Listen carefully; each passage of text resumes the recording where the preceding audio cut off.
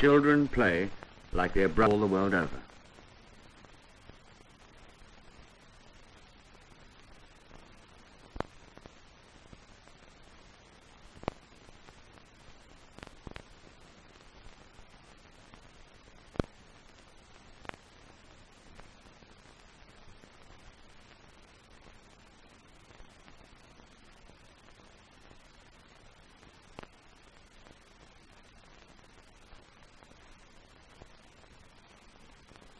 The men are the masters of all the hunting and fighting implements. Here, old Barony is shaping a spear, preparatory to a kangaroo hunt. The natives have had iron knives for many, many years. They first got knives from the Macassans in exchange for bêche de mer, or trepang, an edible sort of sea slug.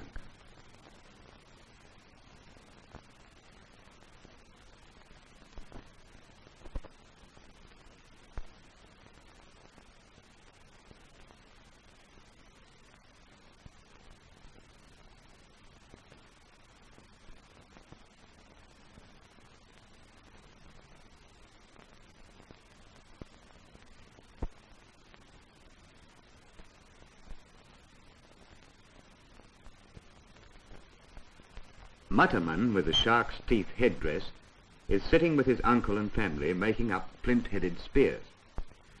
The flint is fixed to the shaft with wild beeswax. Every child and young man of the tribe is given an uncle, not a blood relation, but a sort of godfather, who instructs him in all the ways of the tribe.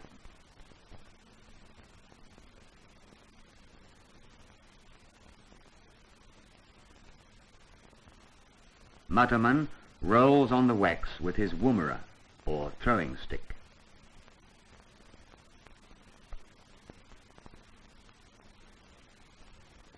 After the flint is fixed, string is bound over the wax, made from fibrous leaves of the pandanus tree. The double-pronged spear is a fishing spear with barbs to stop the fish escaping.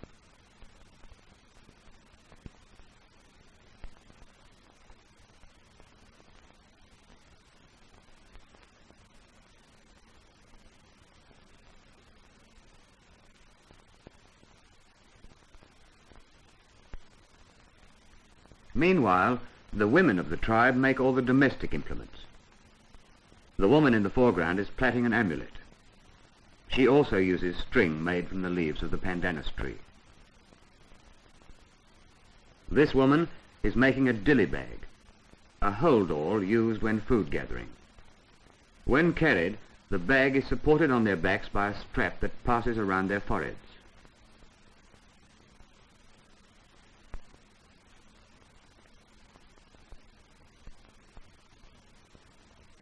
These women are making water carriers from the bark of the paperbark tree.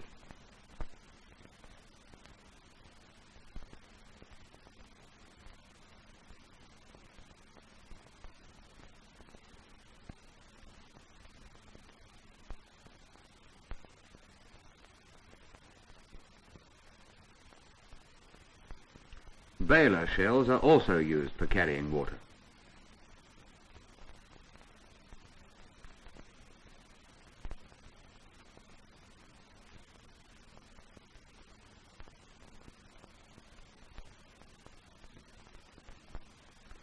The old men say this is good wallaby country, so the hunters go down to the waterhole and smear their bodies with clay.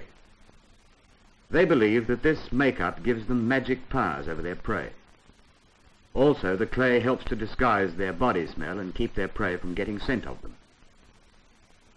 The dark and light markings give them camouflage in the dappled light and shade of the trees.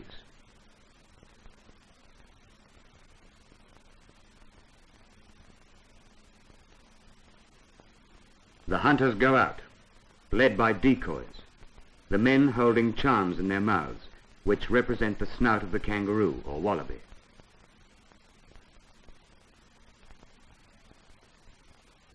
Notice that they lift their feet high so that the grass shall not rustle as they walk. The Aborigines are brilliant trackers and will follow spoor which is quite invisible to white men.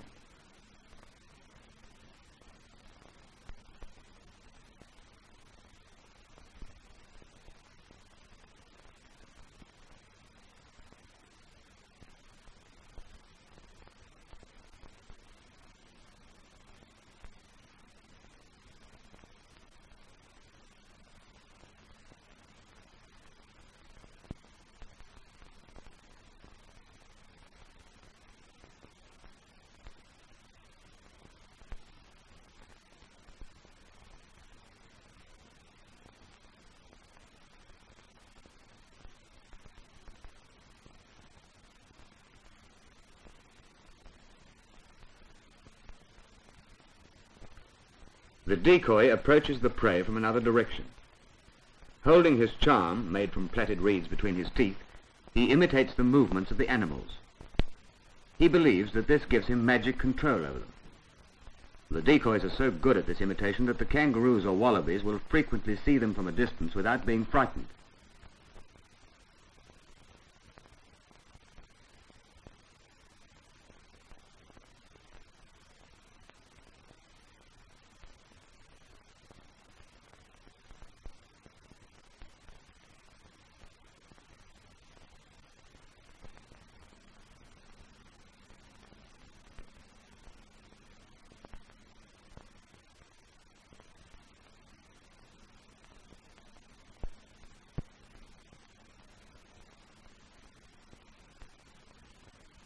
While the decoy holds the interest of the kangaroo with his magic, the hunters creep up.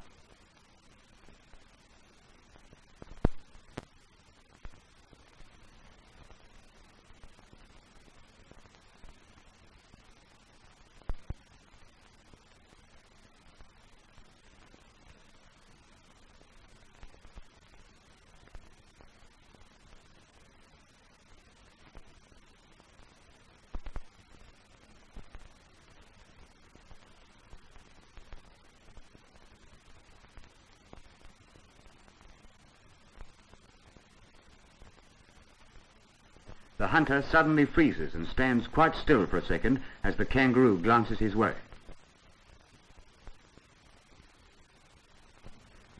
Kitpapoi fits his spear into the woomera, which makes his throwing arm nearly twice as long.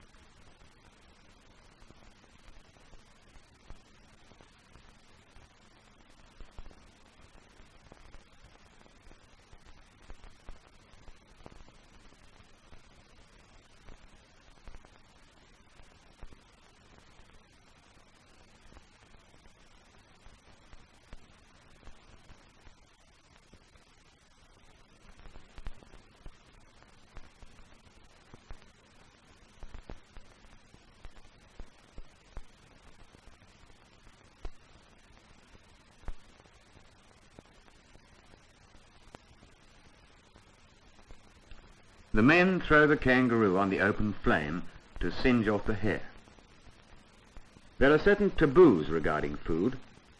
These are regulated by the Council of Old Men according to the food supply. For example, if there is a shortage of certain food, it is supplied to the old men first. Then, if there is any left, to the young men, the hunters and warriors, and only if there is still plenty may the women and children partake.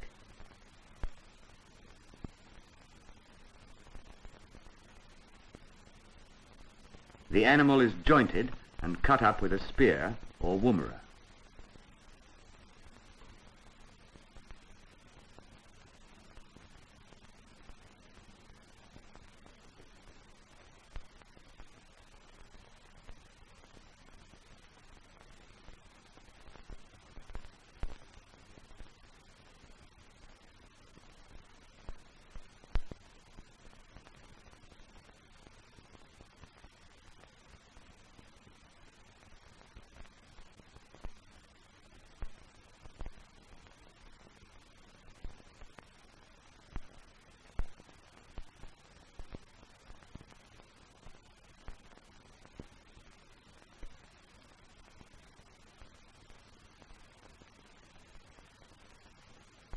These men are eating mashed stingray.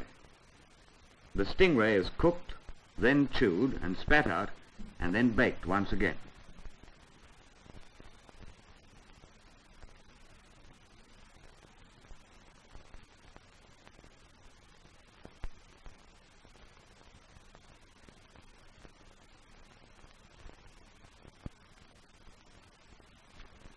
After the meal they dance.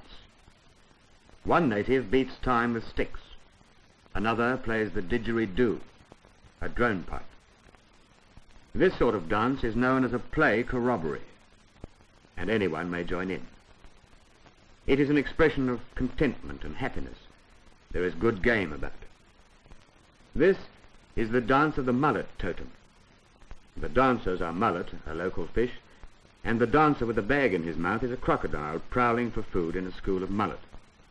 The mullet flap their woomera for fins and remain calm until the crocodile approaches. Then they all jump with fear.